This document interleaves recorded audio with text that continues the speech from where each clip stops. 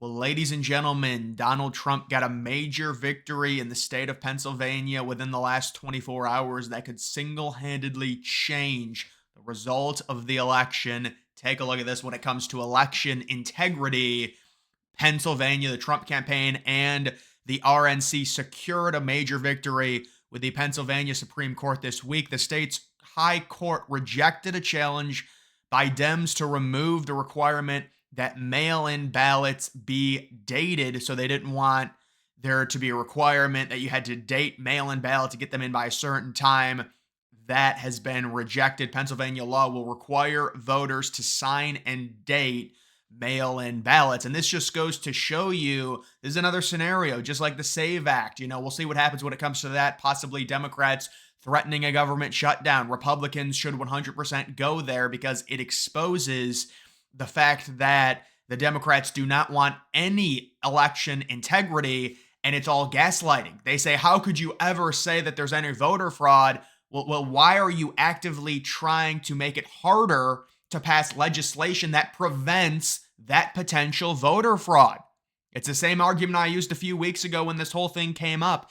If you want to give Republicans zero excuses because if you win the election, some Republicans are going to say, oh, it's rigged, this, that, and the other. And so wouldn't you want to give them no excuses by making the election process, not even just for Republicans, just for the United States, make it as secure and as real and as ripe with as little fraud as possible? Wouldn't you want to do that? But they don't because they need the potential fraudulent votes. And if that's not the case, then a liberal needs to explain to me, why do they make it extremely hard and try and find all these loopholes to where we just want a secure election? This is another example of it. The Democrats challenged to remove the requirement when the mail-in ballots be dated. That's just another little loophole thing to try and make it so, they can come the mail-in ballots can come at any time. They can come in after the due date. And it is a complete joke. But this is time and time again. The SAVE Act is the most important thing, and that's going to be highlighted. So we'll see what happens in terms of that. I know a lot of people are pissed off at Republicans for not trying to pass that act earlier. And while I agree, this is a great optics situation, especially if they reject this and the government gets shut down, because it exposes them even more. The fact that they potentially want illegals to vote, because otherwise, why would you reject it? I've heard no explanation for why liberals don't want that act.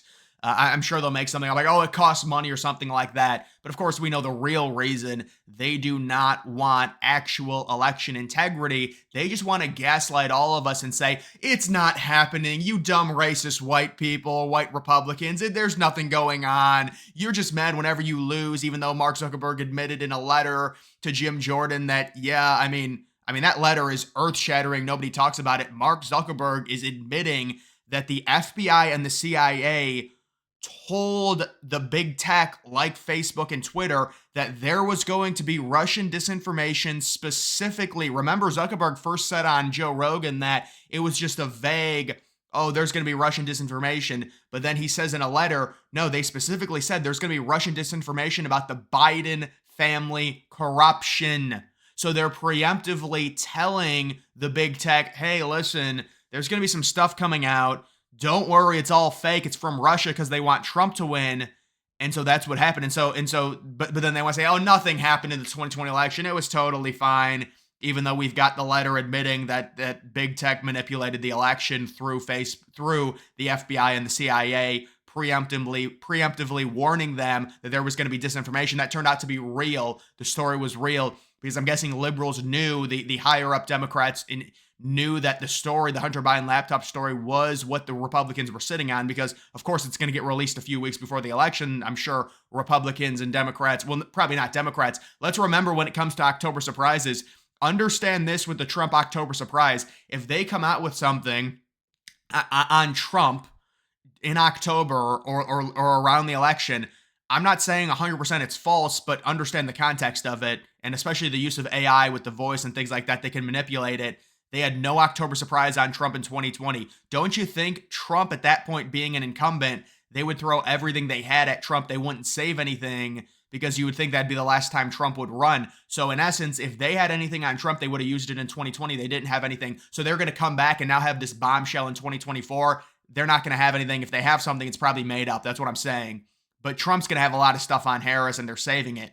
But that's the whole thing with the October surprise in 2020. They silenced the one major October surprise, and it's like we're just supposed to accept it and not even talk about it. If you talk about it, oh, it's a conspiracy, it's a joke. I mean, no, this has been admitted now by a dude who donated $400 million to their campaign. He was like the second highest donor to their campaign, saying that they manipulated the election with big tech. So that's why all of this election integrity is so important. What is this here? Minnesota, Tim Walz signed a law for automatic voter registration and driver's license for all, which allowed non-citizens on the voter rolls. His administration failed to remove ineligible voters and clean the voter rolls. Well, that's really not just a Tim Walz thing. That's pretty much all the Democrats, when they're in control of states, they try and make the voting laws extremely lax, and that's pretty typical there. This week, the Trump campaign and the RNC forced Walz administration in Minnesota to inactivate over 1,000 voters on the rolls who could be non-citizens or ineligible to vote. And then you've also got stuff in Nevada and Michigan. So this Pennsylvania stuff is really the big stuff. It's a real key win. We've also got this Donald Trump favored in all 7 battleground states under latest election model. Well, what model is this exactly?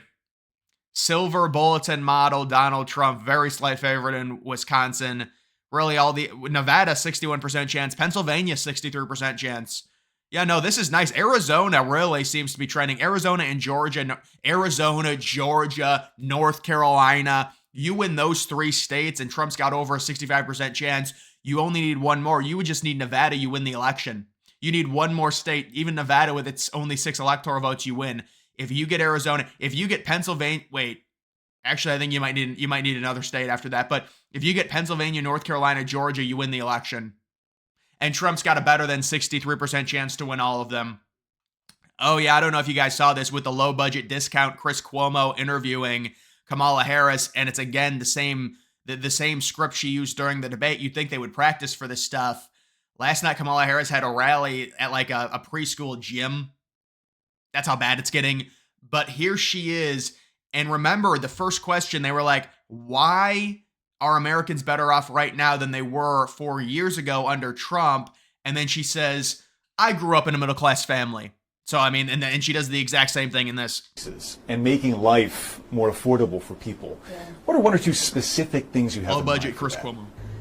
Well, I'll start with this. When we talk about bringing down prices and making life more affordable for people, what are 1 or 2 specific things you have in mind for that? Well, I'll start with this. I grew up a middle-class kid. My mother raised my sister and me. She worked very hard. Again with this. We got to go through this again. So see, that just goes to show you, it's like she reverts to factory settings when she gets asked a tough question, and they've installed something into her, just like they do with the liberal people with the chip. Remember, they've got the Biden chip. They replace it with the Kamala. Now everyone's for Kamala. But it's like they've given her a chip, and the factory settings is this story. She gets asked a tough question. It's like, what do you think about fracking? And she's like, I grew up in a middle-class family. Let me tell you. What do you think about all the illegal immigrants? What do you think about the Haitians? It's so funny. They're still saying the story is fake. There are reports that the Haitian migrants were eating geese and ducks. That's the reports. There are police reports on it. There are phone calls into police stations that are verifiable. That's what it is. You can't just say it's false because you don't like it. You actually have to prove that it's false, but it's not false. That's the problem. I don't know what to tell you. There are reports of it.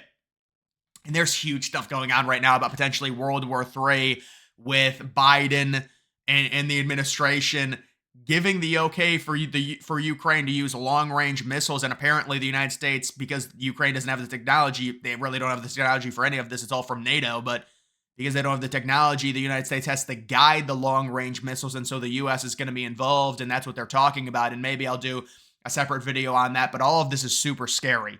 And of course, I mean, it's like, you ask Kamala Harris, well, we're on the brink of World War III. The United States has now authorized Ukraine to fire long-range missiles deep into Russian territory. They're going to help guide them in there. They're going to be involved directly in the war, and it's going to kick off World War III. What do you think about this? What are you going to do if you're president? And then she's just going to be like, I grew up in a middle-class family.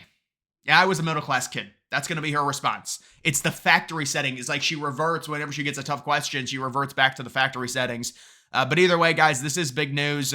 This is good in Pennsylvania. And so it does seem like people always ask me, one of the most biggest questions I get is, what do you think about the election? Is there going to be cheating going on? It's going to be a lot harder because people are ready now after what happened in 2020. We're going to have the election decided on election night.